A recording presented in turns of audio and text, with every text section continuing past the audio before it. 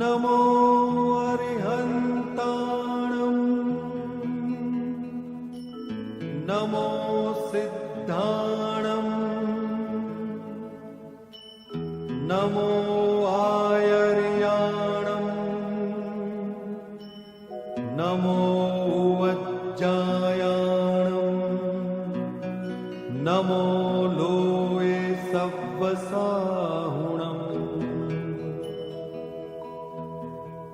एसो पंच नमुक्कारो सव्वपावप्पणासनो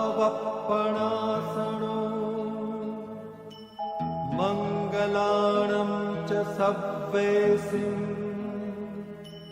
परमं हवै मंगलम्। अज्ञानतिमिरान्धानां ज्ञानाञ्जनशलाकया चक्षुः उन्मीलितं येन तस्मै श्री गुरवे नमः। परात्पर गुरवे नमः। परम्पराचार्य गुरवे नमः। ओम श्री सरस्वत्यै नमो नमः।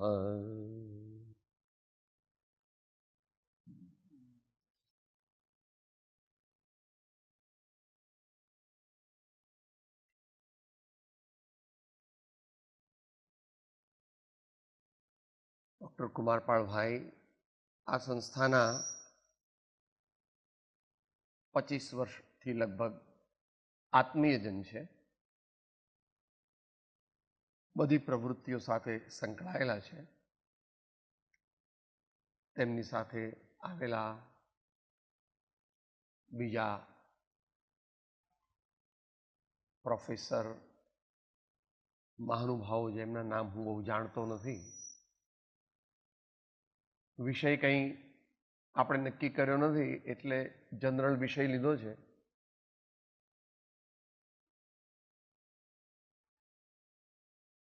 What are the fundamental principles of Indian culture?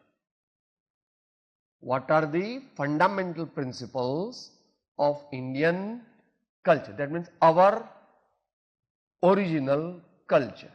That is what we want to understand. એ પ્રમાણે આપણે આપણા સાંસ્કૃતિક મૂલ્યો એ વિશે થોડી વિચારણા કરીએ. 25 મિનિટ કરીને પછી પ્રશ્નોત્તરી જે રીતે we are open four anything.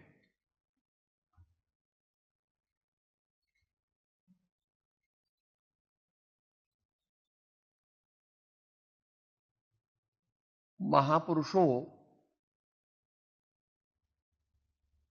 કોઈ પણ મહાપુરુષ હોય, અત્યારે આપણે ભારતની મુખ્યતાથી વિચારી રહ્યા છીએ, તે છે કે જેઓ જીવનમાં ખૂબ જ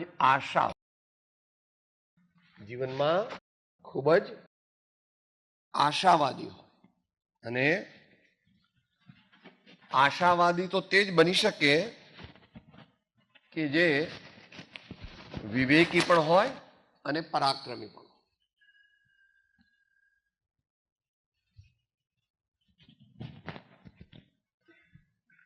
આશાવાદી તે બની શકે સાચો એ વિવેકી હોય અને પરાક્રમી હોય. આપણી સંસ્કૃતિ સૌથી વધારે પ્રાચીન છે. ભલે પાશ્ચાત્ય વિચારકોએ એમ કીધું છે કે ભાઈ ઇજિપ્શિયન સંસ્કૃતિ અને ચાઇનીઝ સંસ્કૃતિ બહુ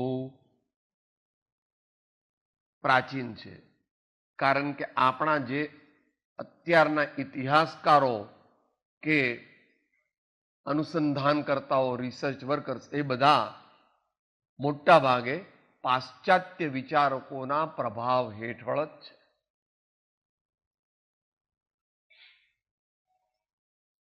તો આપણા તીર્થંકરો, ઋષિમુનિઓ અને અન્ય સાહિત્યકારો, કવિઓ, જે મહાપુરુષો થયા તેમણે જીવન વિશે જેટલું ઊંડું ચિંતન કર્યું છે તેટલું વિશ્વમાં અન્ય કોઈએ કર્યું નથી. એમ મધ્યસ્થપણે ઊંડી વિચારણા કરનારને લાગી શકે એમ છે. આવું કોઈ ભારતીય કહે તે બાય સ્ટેટમેન્ટ ગણવામાં આવે તો એનો કંઈ વાંધો નથી. સત્યને સત્ય કહેતા કોઈને એમ લાગે કે આ સ્વપ્રશંસા છે અથવા સ્વાભિમાન છે તો એ ભલે લાગે, પણ તેથી કંઈ સત્યને અસત્ય કહેવું એવું આપણે માનતા નથી. એટલે life is a challenge, live it with an optimistic view and discriminative approach. જીવન ચેલેન્જ એને લેવી જોઈએ.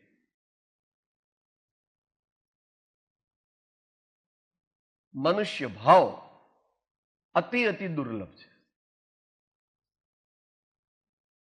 આપણે જોઈએ છે ચોમાસામાં ગમે તે એક પુલ પરથી પસાર થાવ ત્યારે કેટલા ફુદ્દા હોય છે. એમનું જીવન કેટલું? 4 કલાક 6 કલાક. પેલી પાંખો હજારો પેલા લાઇટની આજુબાજુ બળતા હોય અને જે બી પાંખ તૂટી જાય પડે અને પછી આ તો મોટા જીવો છે, એને ત્રસ જીવ કહે છે. ત્રસ એટલે જે પોતાની જાતે હાલી ચાલી શકે તેવા.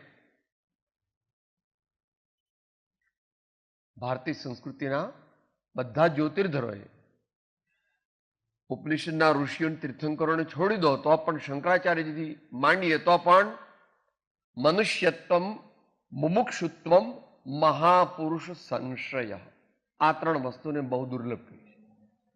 મનુષ્યત્વમ, મુમુક્ષુત્વમ, મહાપુરુષ સંશ્રય એટલે મહાપુરુષોનો આશ્રય, મહાપુરુષોનો સમ્યકપણે સમાગમ કરવો. આ 3 વસ્તુઓ પરમ દુર્લભ છે. ત્યાર પછી તો આજ સુધીની પરંપરા જે સંતોની છે તે બધાએ બડે ભાગ્ય માનુષ તન પાયો.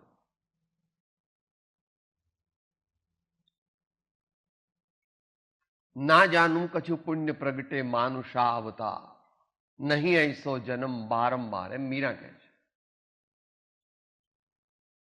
તો એ જીવન આપણને મળેલું છે તો એમાં પુરુષાર્થ સામાન્ય મનુષ્ય કેવી રીતે કરવો, તો મધ્યમ કક્ષાના મનુષ્ય કેવી રીતે પુરુષાર્થ કરવો એ વિશે આપણા મહાપુરુષોએ એને ધર્મ, અર્થ, કામ અને મોક્ષ એવા 4 વિભાગોમાં વહેંચ્યું છે. બહેનો વંચાય છે કે નહીં?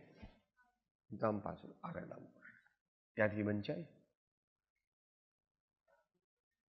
થોડીક નોંધ કરી લેવી હંમેશા. એક વાર લખીએ ને 5 વાર વાંચીએ એ બેનું ફળ સરખું. તો ધર્મ, આ એનો ક્રમ મૂક્યો છે મહાપુરુષોએ. ભારતીય તીર્થંકરો અને ઋષિ મુનિ આ ક્રમ મૂક્યો છે કે ભાઈ પહેલા ધર્મ કેમ મૂક્યો? તો કે ભાઈ ધર્મ હોય તો જ બાકીના 3ની સાચી સિદ્ધિ થઈ શકે. પરંતુ ધર્મ શું એ અત્યારે કોઈ જાણતું નથી. એટલે ધર્મ એટલે અમુક ચાંદલો અહીંયા કરવો, અમુક મંદિરમાં જવું, અમુક તીર્થમાં જવું, અથવા અમુક પૂનમને દાડે અમુક નાળિયેર વધેરવું, શું, અથવા અમુક જાતના કપડાં પહેરવા, અમુક જાતની જટા રાખવી, અમુક જાતની બાહ્ય કંઈ ક્રિયાઓ કરવી, એને ધર્મ માને છે. પણ ભગવાન અને જ્ઞાની પુરુષો દે વેર સુપર સાયન્ટિસ્ટ. હજુ તમારું કોમ્પ્યુટર ને તમારા મિસાઇલ્સ અને તમારું ઇલેક્ટ્રોનિક સાયન્સ તો એમના જ્ઞાન પાસે કાંઈ જ નથી. પરંતુ આ વાત તો પૂર્વજન્મના સંસ્કાર હોય અને કોઈ બ્રહ્મનિષ્ઠ સત્પુરુષના સાનિધ્યમાં રહીએ તો ધીમે ધીમે ધીમે ધીમે સમજાય કે જેટલું જેટલું હું વધારે જાણું છું તેટલું તેટલું મને પાકું થાય છે કે હું ઘણો મોટો અજ્ઞાની છું. The more I know, the more I become aware about my ignorance.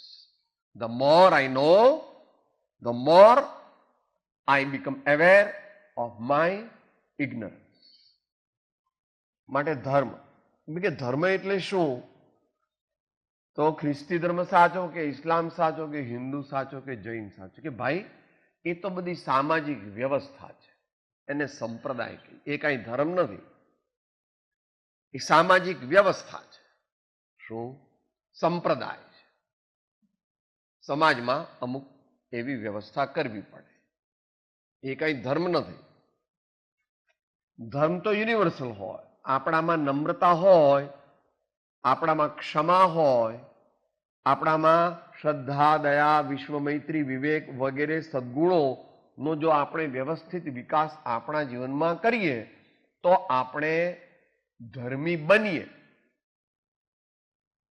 ધર્મી આપણને લોકો માને કે ન માને એ ઉપર આપણા ધર્મનો આધાર નથી. ધર્મ એ પોતાના મૂળ સ્વરૂપમાં સબ્જેક્ટિવ ફિલિંગ છે, એ ઓબ્જેક્ટિવ ઓપિનિયન નથી. આખી દુનિયા આપણને અધર્મી કહે તેથી આપણે કઈ અધર્મી બની જઈએ નહીં. અને એ રિવર્સ પણ સમજી લેવું. લાખો માણસો માનતા હોય એ માણસ ધર્માત્મા એવું નથી, પણ જો એનામાં ધર્માત્માના ગુણો હોય તો તે ધર્માત્મા. આવું તમારી દુનિયામાં પણ સ્વીકૃત છે. કોઈ કે અમારે ઘેર તો એવું સોનું થાય છે કે જે કાળા રંગનું હોય ને એને કાટ પણ લાગે, તો તમે માનો ખરા? અને લઈ આવો ખરા? કે ભાઈ કોઈ સોની એમ કે મારી પાસે એવું સરસ સોનું આવ્યું છે કાળા રંગનું છે, 12 મહિના મને કાટ લાગે પણ બહુ સારામાં સારું કહેવાય સોનું છે, તો તમે લઈ આવો. સાહેબ તમારે જો મૂર્ખ હું નથી કે પૈસા આપી દઉં. તો ધર્મ વસ્તુ સ્વભાવ, એવું ભગવાને કહ્યું. જે વસ્તુનો સ્વભાવ એ પ્રગટ થવો એનું નામ ધર્મ છે. પણ આ પ્રગટ કરવા માટેનો અત્યારે કંઈ આપણી પાસે સમય એની વિચારણા માટે નથી. એટલે માત્ર 3 સૂત્રો જે આપણે પરંપરામાં ચાલ્યા આવે છે, ભારતીય પરંપરામાં.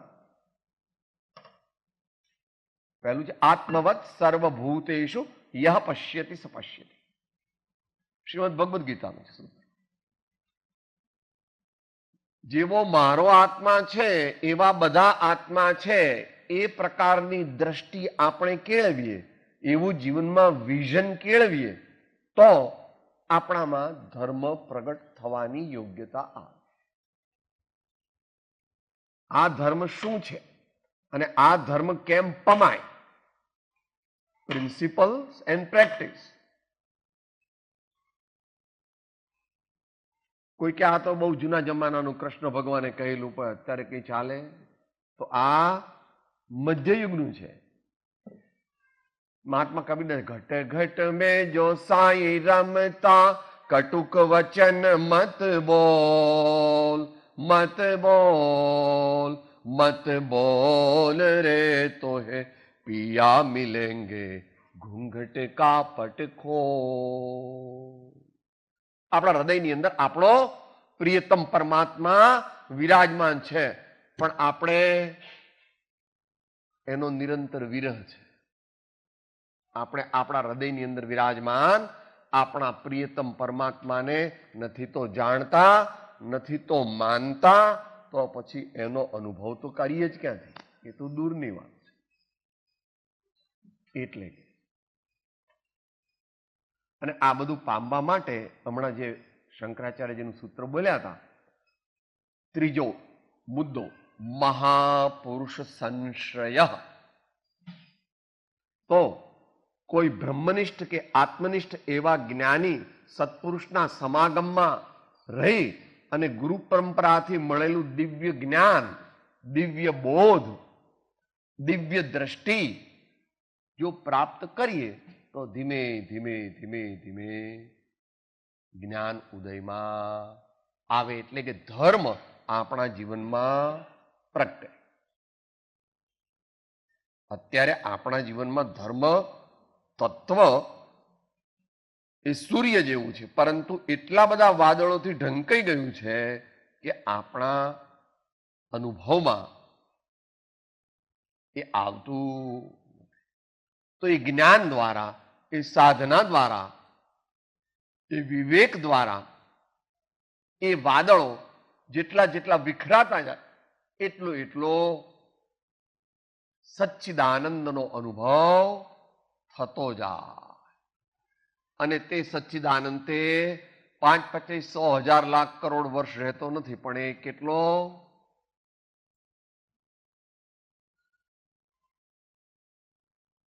infinite knowledge and infinite bliss for infinite time.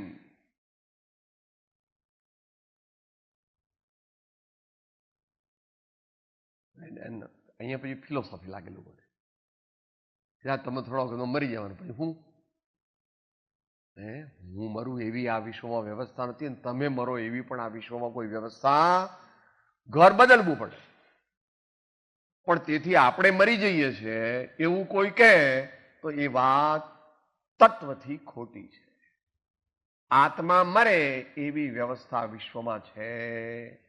એની જગ્યા બદલાય, એના ભાવ બદલાય, પણ કઈ જગ્યા બદલાય એટલે મરી ગયા એવું નથી. તમારે ભાઈ ગવર્મેન્ટમાં તો ટ્રાન્સફર દર 2-3 વર્ષે થાય, તો 2-3 વર્ષે મરી જાઓ.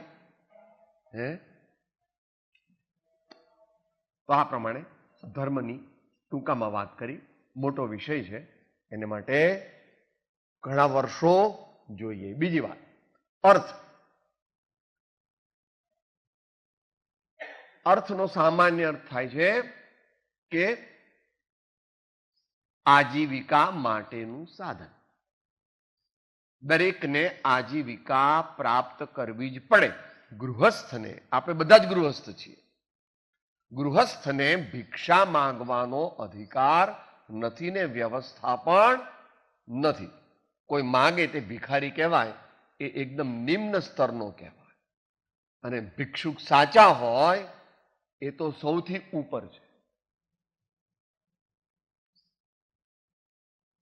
પછી એ તીર્થંકર ભગવાન હોય મુનિ તરીકે, કે ભર્તૃહરિ હોય, કે એવા કોઈ પણ મહાન ભિક્ષુક સાધુ. એટલે આપણે અર્થોપાર્જન દ્વારા આપણા શરીરનો અને આપણા સ્વજનોનો નિર્વાહ થઈ શકે તેવી વ્યવસ્થા કરવી જોઈએ. એને માટે મહાપુરુષે ન્યાયોપાર્જિત નિષ્પાપ આજીવિકા પ્રાપ્ત કરવા માટેનું સાધન કંઈકનું કંઈક દરેક ગૃહસ્થે શોધવું પડે.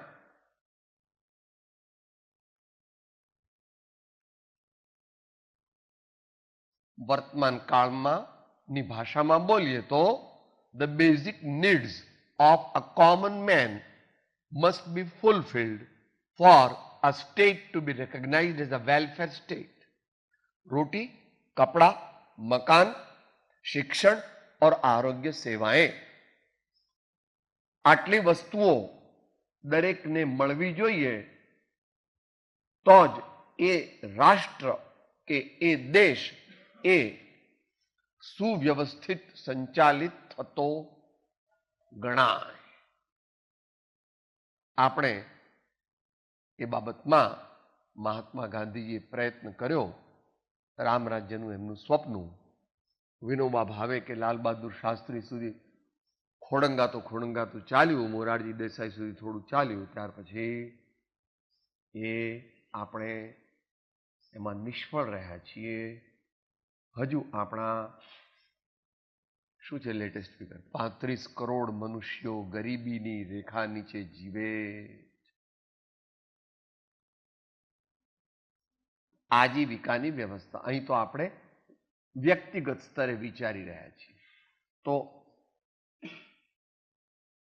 our life should be a reflection of justice.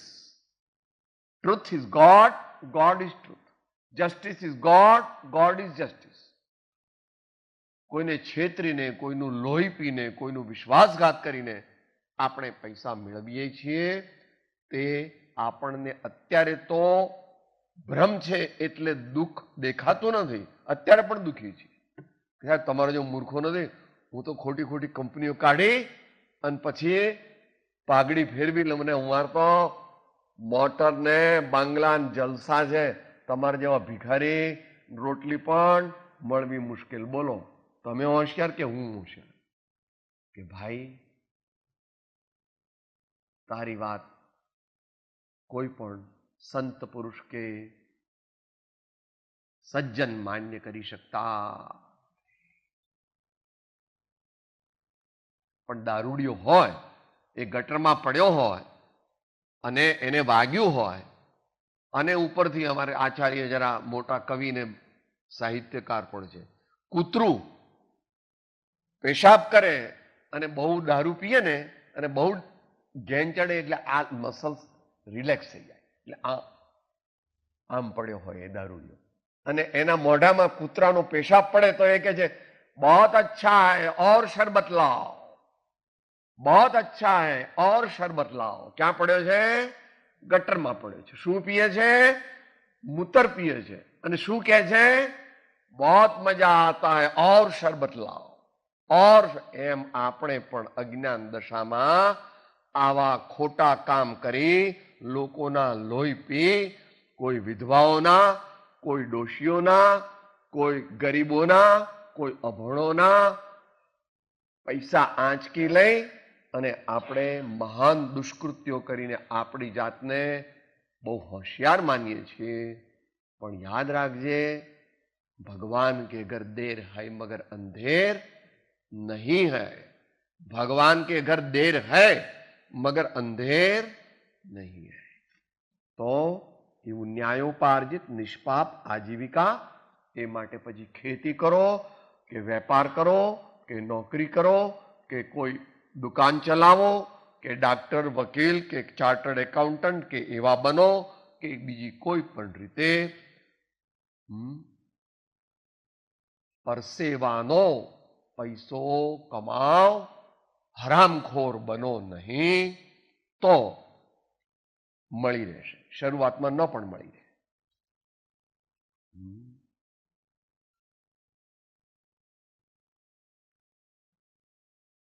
ભાગ્ય પ્રમાણે મળે છે, પરંતુ જે પુરુષાર્થ કરે છે તે ભૂખ્યો રહેતો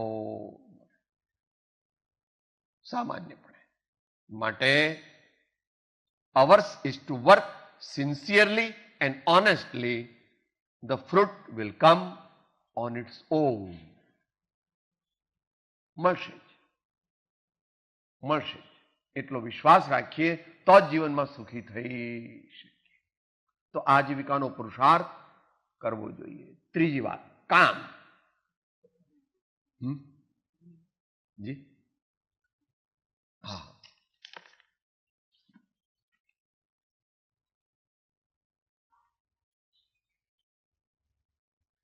ત્રીજો પુરુષાર્થ છે કામ. કામનો અર્થ શું છે? કે આપણા જીવનમાં જે સંસ્કાર છે, જે સંપત્તિ છે, તે આપણો દેહ વિલય થઈ જાય એટલે નષ્ટ ભ્રષ્ટ થઈ જાય એવું ન થવું જોઈએ. Man may come and man may go but I go on forever. Man may come and man may go but I go on forever. Noble things, noble culture, noble values of life, they should continue. They are irrespective of any personalization. Truth and nobility is not the monopoly of one particular individual or 5 particular individuals. માટે આપણો દેહ વિલય થાય તો પણ આપણા સંસ્કારો, આપણી સંપત્તિ, તેની પરંપરા જળવાય તે માટે યોગ્ય સંતતિની પ્રાપ્તિ કરવી, અને તે માટે સુયોગ્ય અને સુયશ આદિની પ્રાપ્તિ, એ માટે ગૃહસ્થાશ્રમની મહાપુરુષોએ વ્યવસ્થા કરી છે. માટે તે પ્રમાણે ગૃહસ્થાશ્રમનું પાલન કરી સામાન્ય મનુષ્ય પોતાના સંસ્કારો, પોતાની સંપત્તિ અથવા પોતાની પાસે જે કંઈ સારી વસ્તુ હોય તે પોતાનો દેહ વિલય થયા છતાં પણ કોઈક માધ્યમથી જાળવી રાખે છે. તો આ વસ્તુને કામરૂપી પુરુષાર્થ એમ કહેવામાં આવે છે. અને છેલ્લો મોક્ષ રૂપી પુરુષાર્થ છે.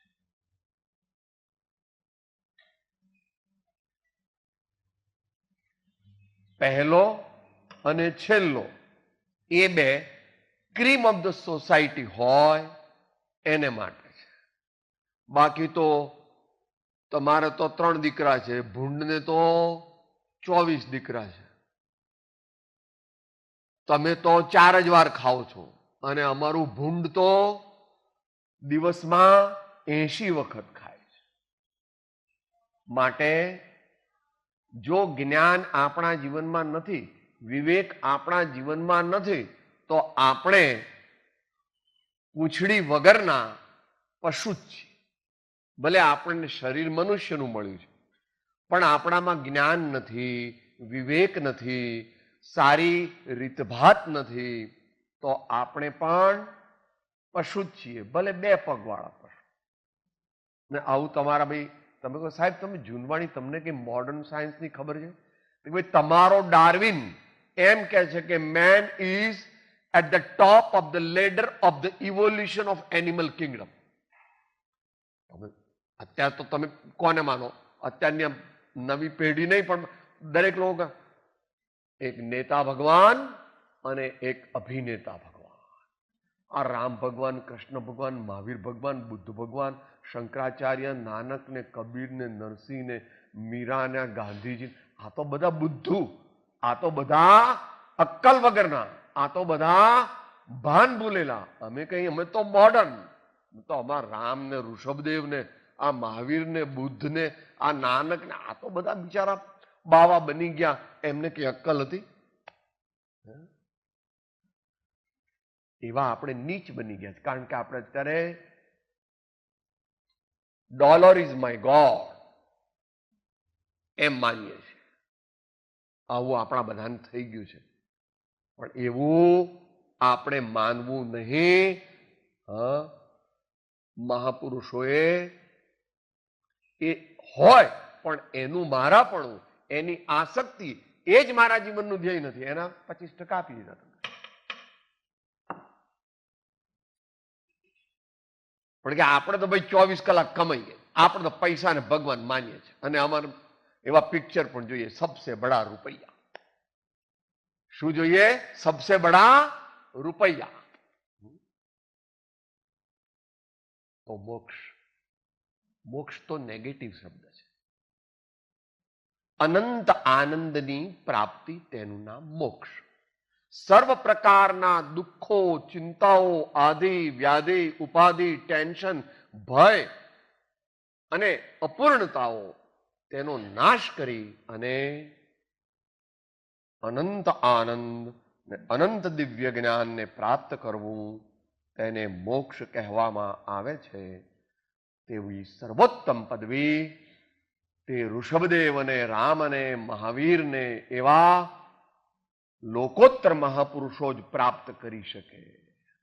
એ ગેંગી ફેંગીનું કામ નથી. પ્રશ્નોત્તરનો સમય વધારે રાખીએ, પણ આ વાત નચિકેતાના સંવાદથી ચાલુ કરી, ગૌતમ સ્વામી જે મહાવીર સ્વામીના શિષ્ય હતા ત્યાંથી ચાલુ કરી અને વર્તમાન સુધી હરિનો માર્ગ છે શું રાનો નહીં કાયરનું કામ જોને, પ્રથમ પહેલું મસ્તક મૂકી વળતી લેવું નામ જોને. મેરું તો ડગે પણ જેના મન ના ડગે, ભલે ભાંગીત જાય બ્રહ્માંડ રે. વિપદ પડે પણ વણસે નહીં, તે તો હરિજન ના પરમાણ રે. એવું છે. માટે આપણે ટૂંકમાં વિચાર્યું કે આપણા દેશના સાંસ્કૃતિક મૂલ્યોનું આપણે કંઈક પરિજ્ઞાન પ્રાપ્ત કરીએ, કંઈક માહિતી પહેલા પ્રાપ્ત કરીએ, પછી that information must be converted into knowledge, that knowledge must be converted into wisdom, and that wisdom must be converted into self-realization, and that will yield us the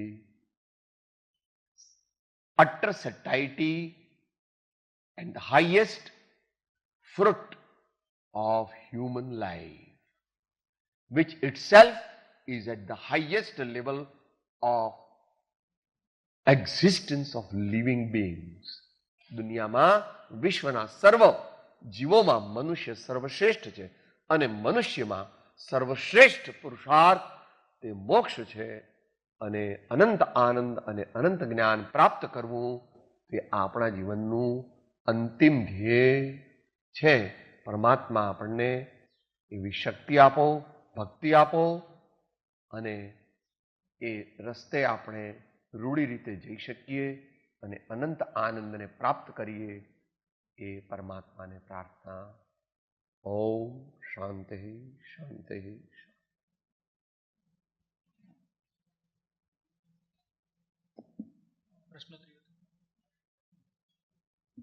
Now the class is open for question answers.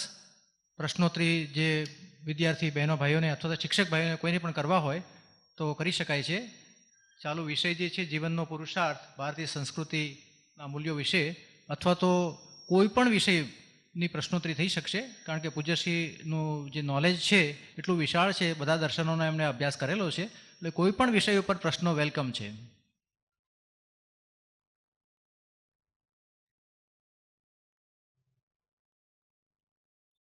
આંગળી ઊંચી કરી અને પ્રશ્ન પૂછી શકાય છે. આપણે જ્યારે વાત કરી ભારતીય સંસ્કૃતિના જીવન મૂલ્યો, એની જ વાત હિન્દુ ધર્મ એટલે કે સનાતન ધર્મ પણ કરે છે, જૈન ધર્મ પણ કરે છે. તો જૈન ધર્મ જે વ્યવસ્થા જુદી કરી છે અને હિન્દુ ધર્મ વચ્ચે કોઈ પાયાનો ભેદ હોય કે કોઈ મૂલ્યોની બાબતમાં કોઈ ડિફરન્સ હોય એવું આપને લાગે છે?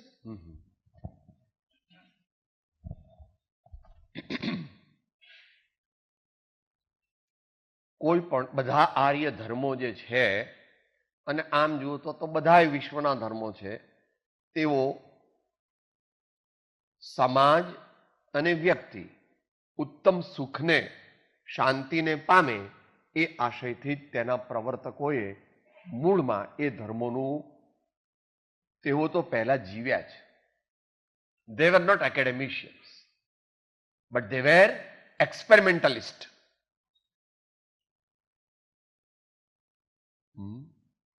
પ્રયોગ વીર, અનુભવ જ્ઞાની એ મહાપુરુષોએ સત્યનું પ્રવર્તન કર્યું, પરંતુ પાછળની વ્યક્તિઓ એમને સમજી શકી નહીં અને એમના બોધને પચાવી શકી નહીં, એટલે અનેક પ્રકારના મતમતાંતર ઊભા થયા અને થવાના જ. તો બાકી બધા આર્ય ધર્મોની મૂળ વસ્તુ તો 5 જ છે કે 5 આચારની અપેક્ષાએ ટોટલ ગણો તો 7. નિર્વ્યસન જીવન જીવો. Don't have major addiction in your life. Live as a free man, not as a slave. બીજું, અજ્ઞાન રૂપી અંધકારનો નાશ કરો. tear the veil of ignorance. અજ્ઞાન રૂપી અંધકારનો નાશ કરો. અને પંચશીલ કહો, પંચવ્રત કહો, અણુવ્રત કહો, મહાવ્રત કહો, આયામ કહો, ગમે તે કહો, તો એ 5 બધામાં સરખા છે.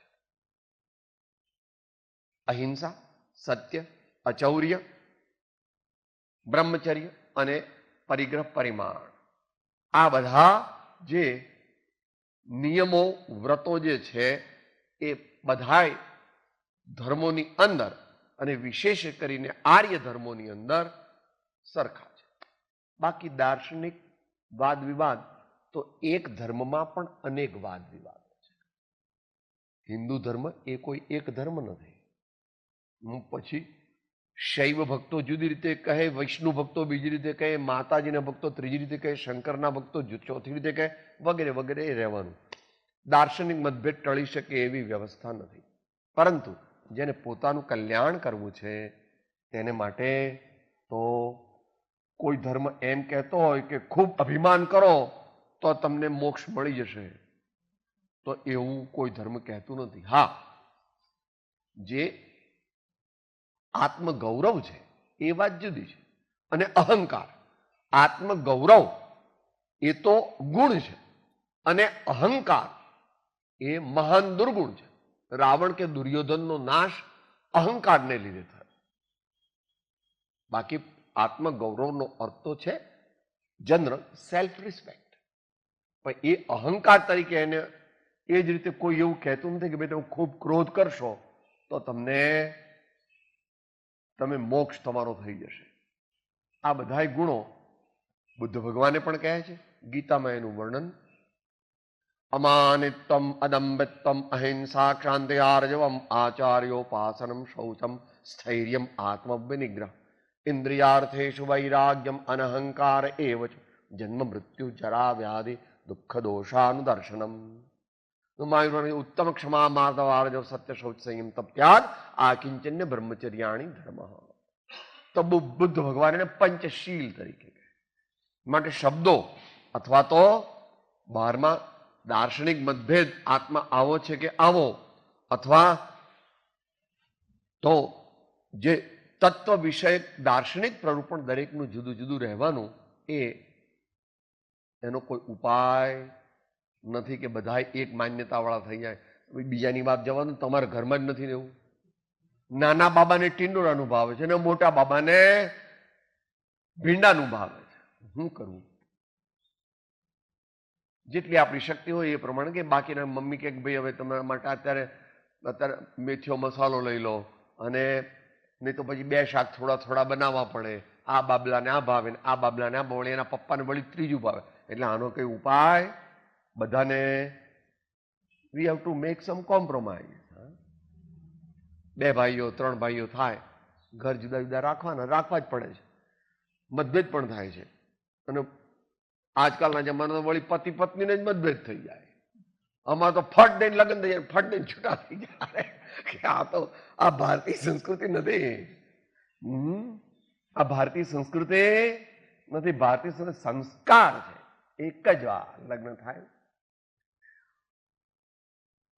બીજો વિચાર પણ ઉત્તમ પુરુષો કરતા, એટલે કરોડો લાખો વર્ષ પછી રામને યાદ કરીએ છીએ, સીતાને યાદ કરીએ છીએ, સુદર્શન શેઠને યાદ કરીએ છીએ, એવા બીજા છત્રસાલ રાજાને પણ યાદ કરીએ, શિવાજીને પણ યાદ કરીએ. No blot on the character even at the cost of loss of life. તો બેઝિક કોઈ જાતનો ભેદ નથી, પરંતુ બાહ્ય આચાર અને જે તત્વજ્ઞાન દાર્શનિક મતભેદો, એક સંપ્રદાયની અંદર અનેક મતભેદ છે, અને એનો કોઈ ઉપાય we should follow the path of purification of mind and trying to acquire true faith. પછી બાકી તો થોડો મતભેદ તો રહેવાનો. બેઝિક મોક્ષ કહ્યો નિજ શુદ્ધતા, તે પામે તે પંથ સમજાવ્યો સંક્ષેપમાં સકળ માર્ગ નિર્ગ્રંથ. આમ તો આપણા સંતોએ તો એને જુદી જુદી સમજાવ્યું છે. ચમચીમાં પણ પાણી છે, નાની લોટીમાં પાણી છે, ગ્લાસમાં પાણી છે, મોટા લોટામાં પાણી છે, મોટા ઘડામાં પાણી છે, મોટા પીપમાં પાણી છે. એ પ્રમાણે ધર્મ તો એના વેહિકલ પ્રમાણે જુદો જુદો રહેવાનો. પરંતુ જેના વડે આપણું જીવન ઉચ્ચ બને, તાત્વિક બને, સાત્વિક બને, એનું નામ ધર્મ, એમ સામાન્ય.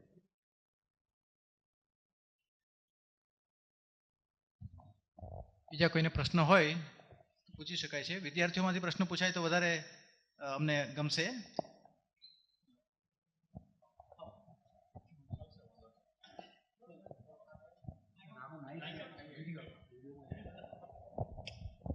મારો પ્રશ્ન એ છે કે પરમાનંદ એટલે મનની એક મુક્ત અવસ્થા, બરાબર? ત્યાં પહોંચ્યા પછી માણસના અહમનું વિસર્જન થઈ જાય છે કે નથી થતું?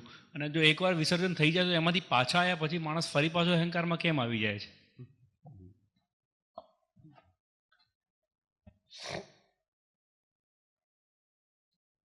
પરમાનંદની પ્રાપ્તિ ત્યારે જ થાય કે જ્યારે સર્વ પ્રકારના એકલો અહંકાર નહીં, પણ એને બીજા બધા પણ વિભાવ ભાવો કહે છે. એટલે ષડરીપુ કહે છે. કામ, ક્રોધ, લોભ, મોહ, મદ, મત્સર. આ બધાનું ઘણું જ સટલ અને વૈજ્ઞાનિક વિશ્લેષણ મહાવીરે કરેલું છે, બહુ જ ડિટેલમાં. મોહ રાજાના 28 કમાન્ડર્સ છે મોહના. તો જ્યારે થાય છે, તમે એમ પૂછ્યું કે ભાઈ અહંકારનો નાશ થયો તો પાછું કેમ ફરીથી અહંકાર થઈ ગયો, તો એનો બે રીતે. એક તો મૂળમાંથી નાશ નહોતો થયો, અને બીજું કે નાશની શ્રેણી છે. અહંકારના નાશની શ્રેણીઓ છે. કોઈ મનુષ્ય જ્ઞાની છે, કોઈ મહાજ્ઞાની છે, કોઈ મહામહાજ્ઞાની છે, અને કોઈ પૂર્ણ જ્ઞાની છે. માત્ર પૂર્ણ જ્ઞાની છે એ જ ફરીથી સંસારમાં એટલે કે અહંકાર આદિને પ્રાપ્ત થતો નથી. બાકી જ્યાં સુધી ટોચ પર ન પહોંચે ત્યાં સુધી પડવાનો ભય રહે જ છે. દ્રષ્ટાંત એવું આપે કે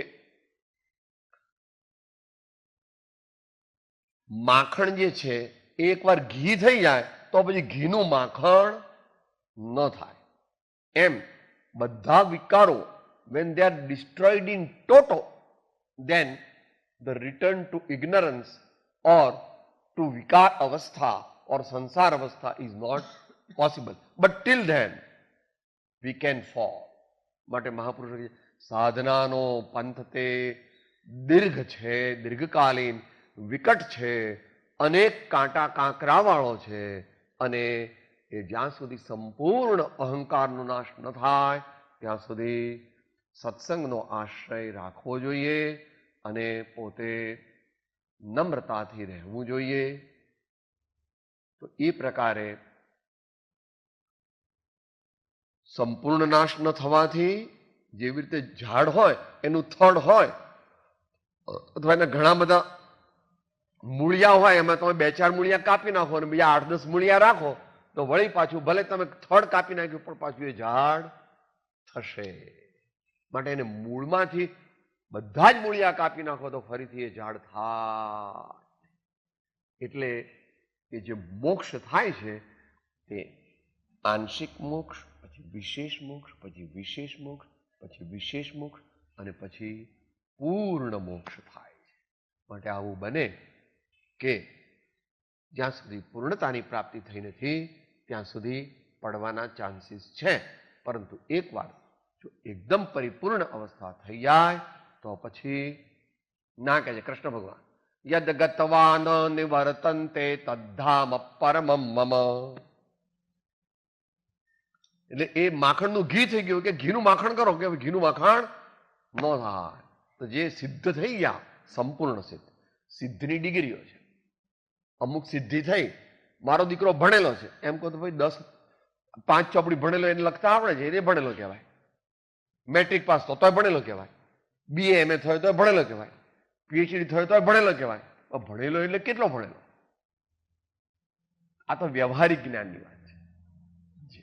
મોક્ષ માર્ગમાં જે છે એ પૂર્ણ જ્ઞાનની પ્રાપ્તિ ઘણા જ પરિશ્રમથી, વિવેકથી થાય છે, અને તે લાખો કરોડોમાં કોઈક જ મનુષ્ય કરી શકે છે એમ સર્વજ્ઞાની પુરુષોએ કહ્યું છે.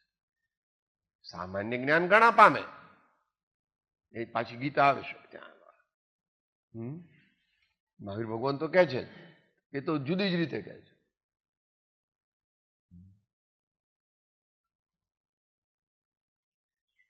મનુષ્યાણામ સહસ્રેષુ કશ્ચિદ યતતિ સિદ્ધયે યતતામ અપી સિદ્ધાનામ કશ્ચિન મામ વેત્તિ તત્વતઃ, એમ ગીતાકાર કહે છે. કૃષ્ણ ભગવાન એમ કહે છે. શું? બાકી એ ગાથા સ્વામી કાર્તિકેયનું પ્રેક્ષા અને યોગ સારમાં આવે છે. એનું ગુજરાતી આ પ્રમાણે છે. વિરલા જાણે તત્વને વિરલા શ્રદ્ધે કોઈ, વિરલા ધ્યાવે તત્વને વિરલા ધારે કોઈ. તો મીરાબાઈ ને કબીર પણ કહે છે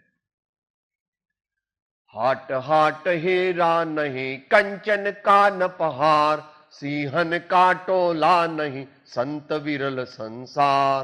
પણ સંતથી પણ આગળ જવાનું છો, પણ સંત વિરલ સંસાર. તો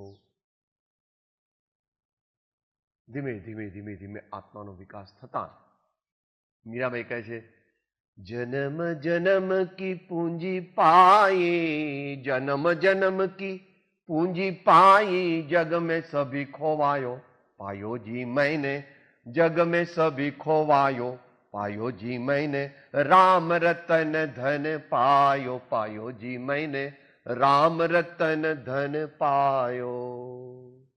દરેક જ્ઞાની પુરુષ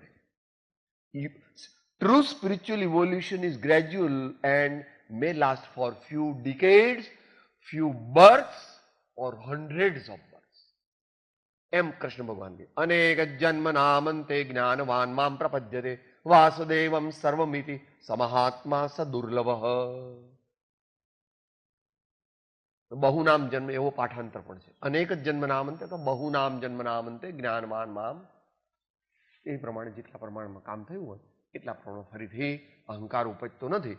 પણ જો એને મૂળથી સંપૂર્ણ એનો નાશ થાય તો પછી એ ફરીથી એના ભવાંકુર ફૂટતા નથી અને તે જીવને આ તુચ્છ આદિ વ્યાધિ ઉપાધિવાળા અને જન્મજરા મરણવાળા આ સંસારને વિશે આવવું પડતું.